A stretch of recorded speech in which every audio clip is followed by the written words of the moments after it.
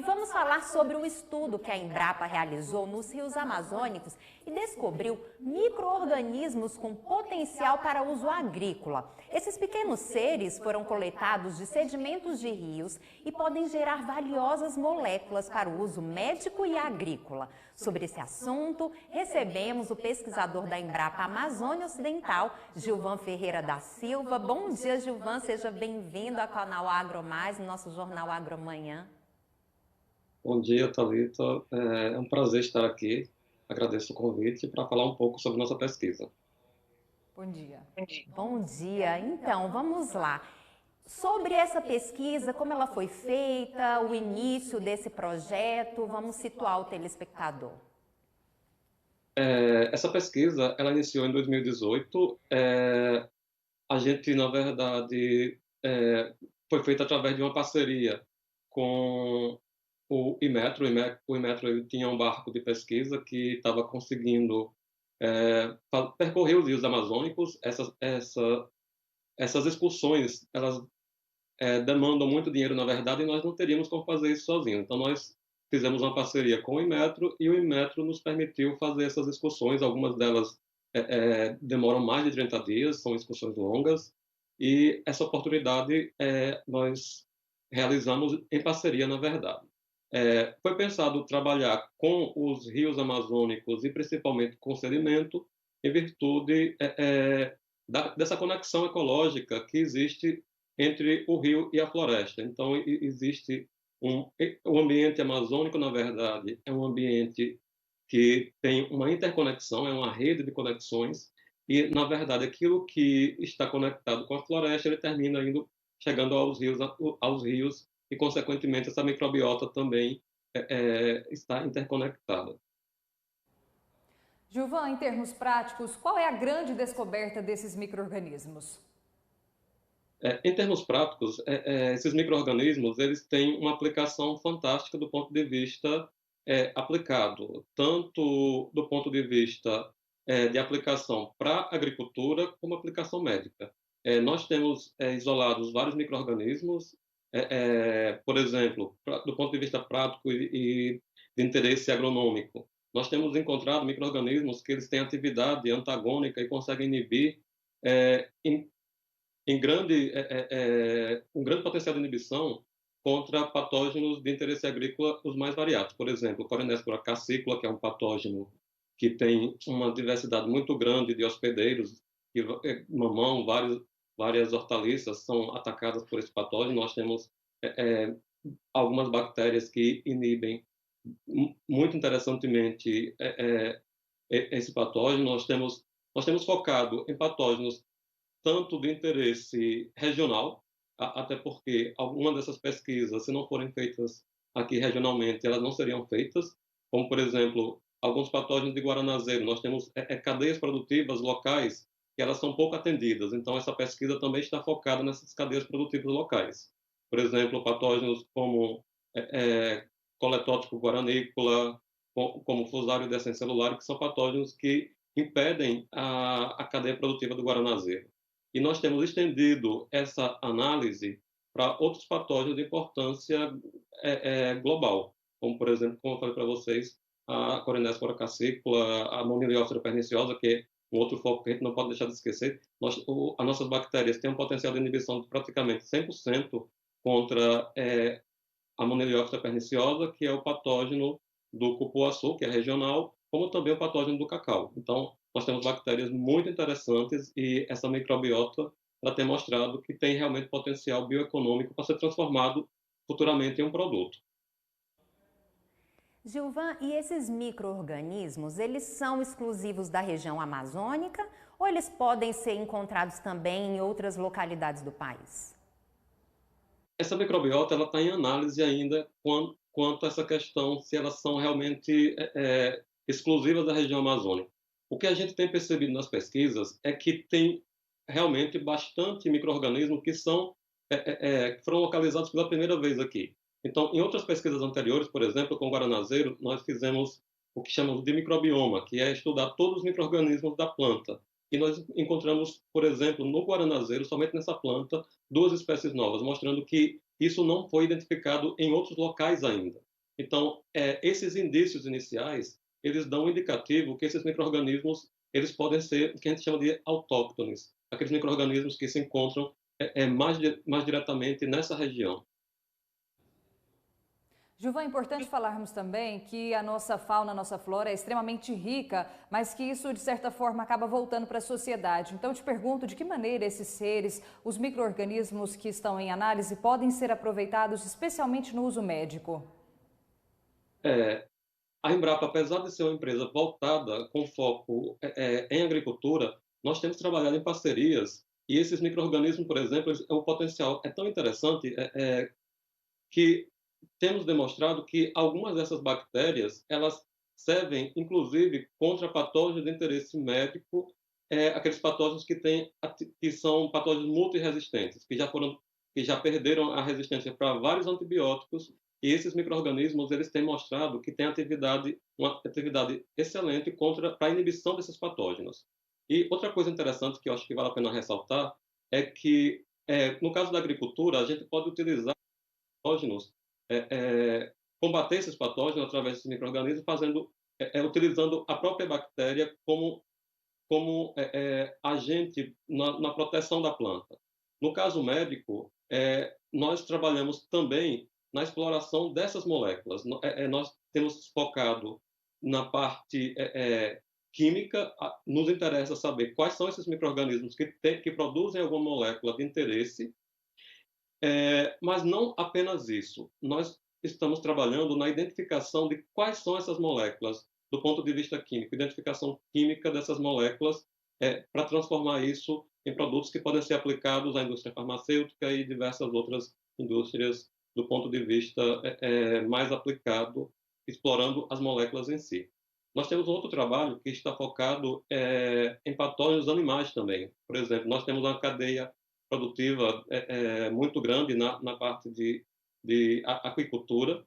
Então, a Embrapa aqui ela trabalha focada bastante nessa parte aquícola, principalmente em tambaqui. E no tambaqui existem vários patógenos que prejudicam o cultivo. Então, nós estamos também selecionando desse material, algumas dessas bactérias que são dos rios, contra esses patógenos de tambaqui. Nós já temos várias linhagens mostrando que também elas são efetivas contra patógenos animais.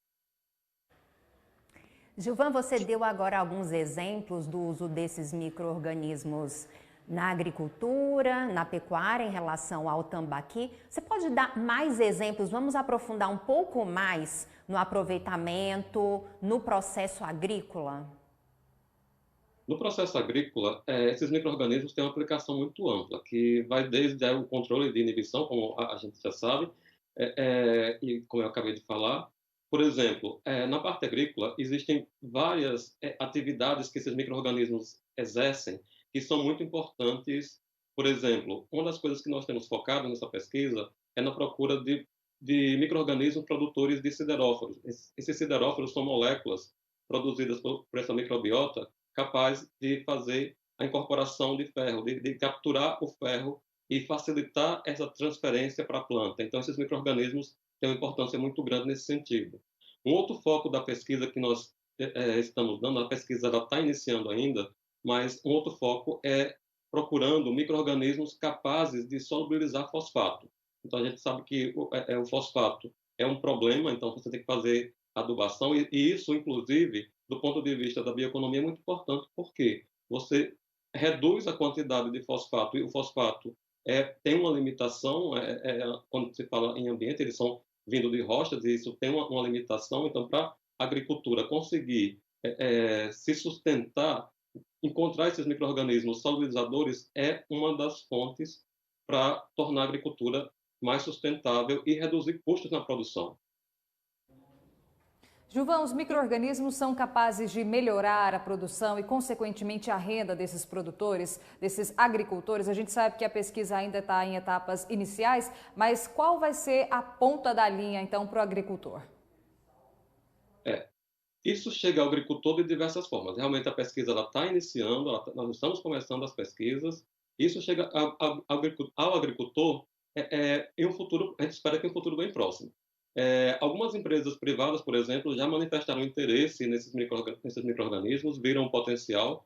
desse material, e isso chega ao agricultor através das bioformulações, que é transformar esse micro-organismo em um produto que o agricultor possa facilmente aplicar e, no caso da solubilização de fosfato, esse micro-organismo consiga solubilizar o fosfato e reduzir os custos para esse agricultor. Isso já tem vários exemplos. A Embrapa tem mostrado e selecionado micro-organismos com esse potencial que já estão sendo comercializados.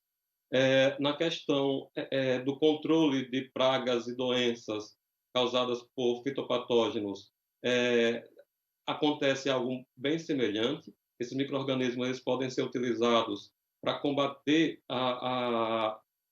o fungo ou o patógeno em si, e isso reduz a quantidade ou a necessidade de agrotóxicos. Isso favorece muito o cultivo orgânico, aquelas pessoas que querem ter um produto diferenciado do ponto de vista de contaminações ou redução.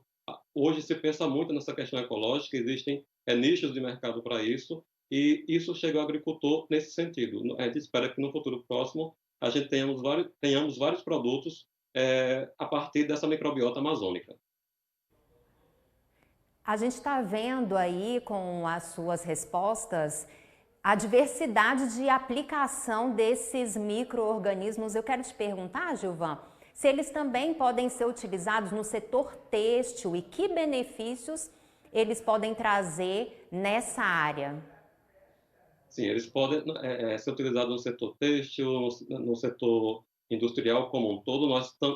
Uma das coisas que nós já selecionamos, que já fizemos nesse trabalho, é a seleção de micro-organismos para a produção de enzimas, e a gente tem observado que esses micro-organismos, essas bactérias e esses fungos amazônicos, eles têm um potencial fantástico do ponto de vista de enzimas para o mercado, tanto o mercado de alimento, tem várias enzimas que podem ser utilizadas nesse mercado, no mercado têxtil, no mercado de biodiesel. Nós temos selecionado micro-organismos com potencial para degradação de celulose e outros componentes que também são de muita importância para diversos mercados, tanto têxtil quanto alimentício, quanto de biodiesel, etc.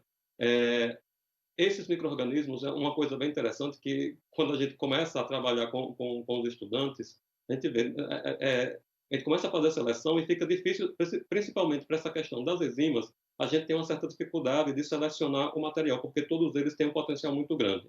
Então, uma das minhas alunas que tem trabalhado com essa parte de identificação de potencial enzimático, cada dia a gente fica surpreso com o potencial desses micro-organismos e os índices enzimáticos nos testes preliminares. A gente está, como eu falei para vocês, essa pesquisa ela está começando, é um start, na verdade, e quando a gente seleciona 100 micro-organismos, por exemplo, praticamente todos eles ou produzem. A gente está iniciando com 4 enzimas, que é celulase, amilase, protease e uma outra que eu esqueci o nome agora no momento. Mas essas enzimas, quando um não produz uma delas, produz uma outra enzima. Então, todos eles têm um potencial fantástico do ponto de vista de produção de enzimas para esses diversos mercados.